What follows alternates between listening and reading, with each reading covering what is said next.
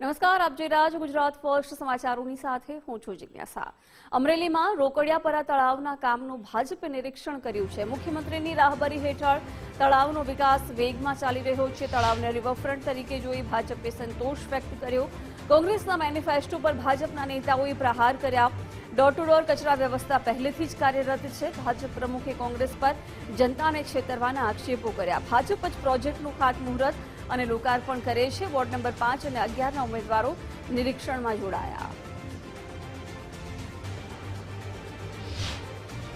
કોંગ્રેસ દ્વારા થોડા સમય પહેલા જેનો મેનિફેસ્ટો બહાર પાડ્યો એમાં એને ઉલ્લેખ કર્યો હતો કે અમે જીતશું તો રોકડિયાપરા તળાવનું બ્યુટિફિકેશન કરશું, અમે જીતશું તો કામના ડેમ ઉપર રિવરફ્રન્ટ બનાવશું, અમે જીતશું તો ડોર ટુ ડોર કચરાનું કલેક્શન કરશું, અમે જીતશું તો રેગ્યુલર સફાઈ થશે।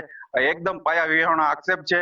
ઓલરેડી ભાજપ શાસિત નગરપાલિકા 5 વર્ષથી જે હતી તેના શાસનકાળમાં ડોર ટુ ડોર નિયમિત કચરો લેવાય છે, બરાબર સફાઈ થાય છે। અને તળાવની જો વાત કરીએ તો 1 વર્ષ પહેલા આનું ટેન્ડર એસ્ટિમેટ પ્લાન બધું બની ગયું હતું અને આજ તમે જોઈ શકો છો કામ ચાલુ છે।